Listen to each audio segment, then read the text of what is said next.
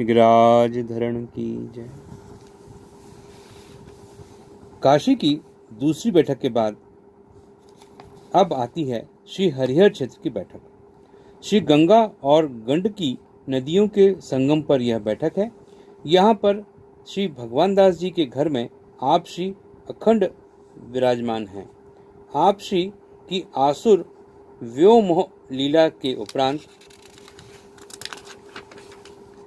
भगवान दास ने इस बैठक में कई वैष्णवों को महाप्रभु जी के साक्षात दर्शन कराए। यह वैष्णव श्री वल्लभ के विरह में मूर्छित हो जाता था। तब श्री वल्लभ ने अपनी पादुका जी पतराकर इसे कृपादान किया कि तुम्हारे जप करने से चबूतरे पर मेरे दर्शन तुम्हें हो जाएंगे। श्री जनकपुर की बैठक। मानिक तालाब के ऊपर भगवान दास के बाग हैं, जहां श्री वल्लभ ने सप्ताह भर पारायण किया था। आप श्री ने यहाँ रामनवमी के दूसरे दिन रामनवमी के उत्सव से बचे डबरा भर बासोंदी प्रसादी से विष्णु स्वामी संप्रदाय के केवल राम नागा और उनके साथ आए 500 नागाओं को भरपेट भोजन दिया था। फिर भी प्रसाद बचा रहा था। फिर नागाओं की झूठन प्रसादी को आप श्री ने वैष्णव को नहीं दिया। उस ग्राम में माली आदि लोगों को पिला दिया था। श्री गंगा सागर की बैठक। कपिलाश्रम में कपिल वन में कपिल कुंड के ऊपर छोकर के वृक्ष के नीचे यह बैठक है। आसपास घना वन जो तामसी पशु पक्षियों से भरा है। आप श्री यहाँ 6 माह विराजे। आप श्री के मन की इच्छा जान श्री कृष्णदास मैगन अलौकिक रीति से धान के मुरमुरा लाए और आपको अंगीकार कराया। आप श्री ने अपनी पदरज गंध से यहाँ पर कई तामसी जीवों का उद्धार किया और उन्हें उत्तम योनि प्रदान कर भक्ति संबंध कराया था। श्री चंपारण की बैठक। इस बैठक को महाप्रभु जी का निज धाम कहा जाता है। यहाँ आप अखंड विराजमान हैं।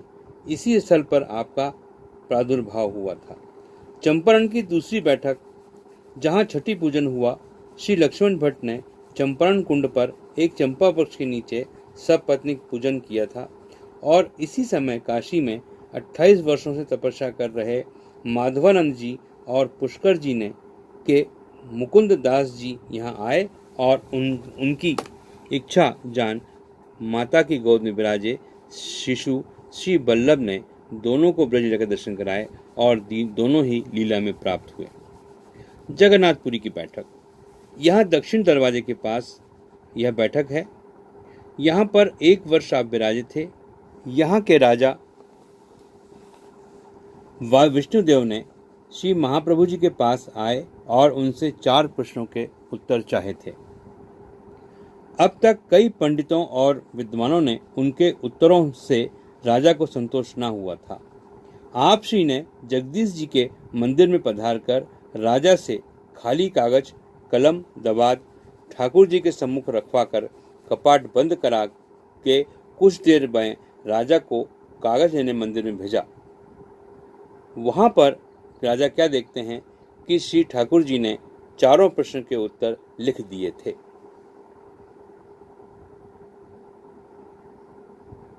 अगली बैठक है श्री पुंढरपुर की बैठक।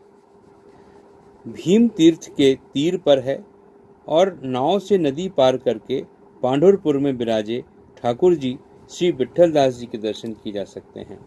स्वयं श्री ठाकुर जी 5 वर्ष के बालक ब्राह्मण का रूप धारण कर भक्त पुंडरिक को साथ लेकर नदी के पार श्री आचार्य महाप्रभु से मिले।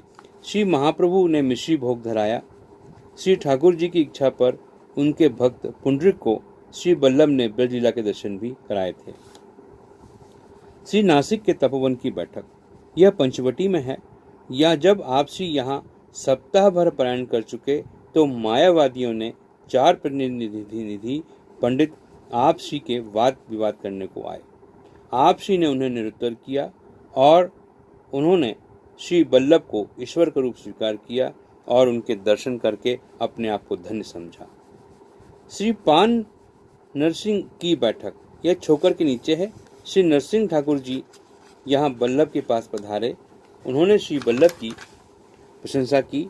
फिर श्री ठाकुर जी के दर्शन में पधारे और सुगंध मिश्री का पणा ठाकुर जी को अरोगाया था। आप श्री ने यहाँ पणा श्रम निवारक बताया। श्री बल्लभ ने अपनी बैठक में भागवत पारायण किया और श्री नरसिंह जी को उन्होंने अपनी पारायण सुनाए। श्री लक्ष्मण बालाजी की बैठक। यहाँ श्री लक्ष्मण भट्ट जी स्वयं पधारे थे। श्री बल्लभ ने उत्तर कर्म किया। भट्ट जी ठाकुर जी के मुख में लीन हुए थे। उनको केवल वस्त्रों के अग्नि संस्कार किया गया था। श्री रंग जी की बैठक। कावेरी के तीर पर छोकर के नीचे श्री रंग जी स्वयं श्री बल्लभ से मिलने यहाँ पधारे थे। उन्होंने श्रीनाथ जी के प्राकट्य की सारी जानकारी बल्लभ जी से सुनी थी। फिर मंदिर में पधार कर श्री बल्लभ से कहा। फिर श्री आचार्य महाप्रभु ने मंदिर में पधार कर ठाकुर जी का श्रृंगार किया। आनंद राम मुखिया को यहाँ अलौकिक दर्शन हुए थे। फिर ठाकुर जी को श्री हस्त से भोग अर्पित कराया था। फिर दोनों ने परस्पर भोजन किया था। श्री बल्लभ ने यहाँ कई मायावादियों को निरुत्तर किया था। श्री कांची की बैठक। सुरभि नदी के तट पर छोकर के वृक्ष के नीचे श्री बल्लभ ने श्री हर्षानी जी को बताया था कि विष्णु कांची में श्री वरदराज ठाकुर के अत्यधिक कृपा पात्र जयदेव कवि ने मंदिर की 24 सीढ़ियों में से प्रत्येक पर एक एक अष्टपदी लिख रखी है। अतः भगवत नाम पर पैर नहीं रख सकते, अतः मंदिर में पधारना न हो पाएगा। श्री व्रत ठाकुर जी ने यह बात जानी, तब तो बल्लभ जी से मिलने यहाँ पधारे। श्री बल्लभ को अपने श्रीहस्त से पकड़कर अपने मंदिर ले गए और वहाँ वार्ता की और श्री गोवर्धन के प्रकट की जानकारी श्री बल्लभ ने भी श्री बल्लभ से प्राप्त की और 7 मुद्राओं की सामग्री ले ढोकला सामग्री सिद्ध कराई और श्री ठाकुर जी को आ गई। दोनों ने संग भोजन किया और अलौकिक सुख की प्राप्ति हुई थी। श्री सेतुबंध रामेश्वर की बैठक। छोकर वृक्ष के नीचे है। यहाँ श्री बल्लभ ने भागवत सप्ताह का पारायण किया था। श्री रामेश्वर जी ने नित्य सुनने के लिए यहाँ पधारते थे। कथा समाप्ति पर वापसी मंदिर में पधार जाते। यह बात उन्होंने अपने कृपा पात्र भक्त को बताई। सप्ताह पारायण उपरांत श्री बल्लभाचार्य जी ने अपने श्री चरणबिंद की रज द्वारा अनेक तामसी जीवों को अंगीकार किया।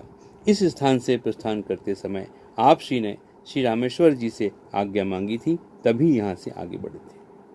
अगली बैठक है श्री मलयाचल पर्वत की बैठक। पर यह बैठक मलयाचल पर्वत पर शिखर पर है, जिसके चारों ओर चंदन का वन है।